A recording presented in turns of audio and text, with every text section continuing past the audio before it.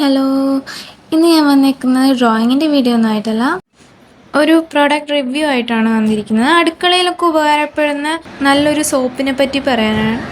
Video കാണുമ്പോൾ മനസ്സിലാകുന്നില്ലേ, ചട്ടിയിലൊക്കെ പിടിച്ചിരിക്കുന്ന കടുത്ത കരിയൊക്കെ ഇല്ലേ, അതൊക്കെ പോകാൻ വേണ്ടി നമുക്ക് നന്നായിട്ട് ഹെൽപ്ഫുള്ളാവും. ഞാൻ കുറേ യൂട്യൂബേഴ്സിൻ്റെ വീഡിയോസ് കണ്ട്, അപ്പോൾ ഞങ്ങളിവിടെ മാർക്കറ്റിൽ പോയപ്പോഴത്തേക്കും അവിടെ വിൽക്കുന്ന കണ്ടു. അപ്പോൾ ഞാൻ ഒന്ന് ട്രൈ ചെയ്ത് നോക്കാം എന്നും പറഞ്ഞിട്ട് വാങ്ങിയതായിരുന്നു.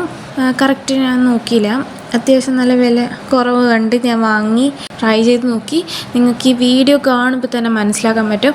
ഇവിടെ എണ്ണ ചൂടാക്കാനും താളിക്കാനും പപ്പടം വറക്കാൻ അങ്ങനെയൊക്കെ ഉപയോഗിക്കുന്ന ഒരു കുഞ്ഞി ചട്ടി, അതിൽ മാത്രമേ അങ്ങനെ കരിയുള്ളൂ. അപ്പോൾ അതിൽ വന്നേക്കുന്ന ഒരു ഡിഫറൻസ് കണ്ടോ. ആദ്യം കുറേ ബലം പിടിച്ച് വരച്ച് കഴിഞ്ഞാൽ ഞാൻ മടുത്തുപോയി. പിന്നെ കുറച്ച് വെള്ളം കൂട്ടിയിട്ട് കുറച്ച് സോപ്പ് എടുത്തിട്ട് നല്ലോണം വരച്ചപ്പോഴത്തേക്ക് പെട്ടെന്ന് തന്നെ ആ കരിയൊക്കെ അങ്ങ് പോകുന്നുണ്ട്. ആദ്യം ഞാൻ വീഡിയോ എടുത്തില്ലായിരുന്നു, ഇത് സത്യമാണോ അല്ലയോ എന്നറിയാണ്ട് വീഡിയോ എടുത്തിട്ട് കാര്യമില്ലല്ലോ, അതുകൊണ്ട് വീഡിയോ എടുത്തില്ല. പക്ഷേ ഇതിൽ വന്ന ഡിഫറൻസ് കണ്ടപ്പോൾ തന്നെ ഞാൻ ഓടിപ്പോയി വീഡിയോ എടുത്ത്.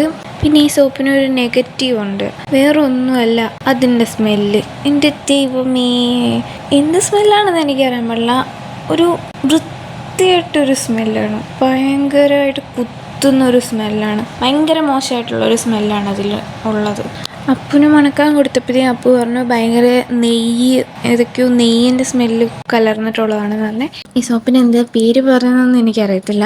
ഓൺലൈനിൽ അതിൻ്റെ പ്രൈസും കാര്യങ്ങളും ഏത് സോപ്പാണെന്ന് ഞാൻ വീഡിയോയുടെ അവസാനം കാണിച്ചത് ഏതാണെന്ന് സോപ്പിൻ്റെത്. പക്ഷേ അടിപൊളി റിസൾട്ട്. ആ പകുതി ഉരച്ച് വെച്ചേക്കുമ്പോൾ തന്നെ മനസ്സിലാവുന്നില്ല ആ റിസൾട്ട് എങ്ങനെയാണെന്ന്. പിന്നെ എൻ്റെ ചട്ടിയിൽ കുറേ വെട്ടും കുത്തും കണക്ക് ചളുക്കൊക്കെ ഉള്ളതുകൊണ്ടാണ് ചിലയിടത്ത് കരി പോകാത്തതിൻ്റെ കാരണം. അപ്പോൾ അത് ഒറ്റയടിക്ക് പോകത്തില്ല, പയ്യെ പയ്യെ ഓരോ തവണ കഴുകാൻ എടുക്കുമ്പോഴും യൂസ് ചെയ്യുമ്പോഴത്തേക്കും അത് പൊക്കോളും.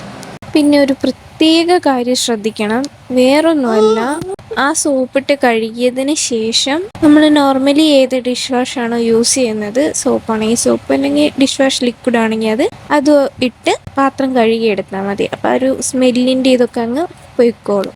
അപ്പോൾ അടുത്ത വീഡിയോയിൽ കാണുന്നവരെ ബൈ.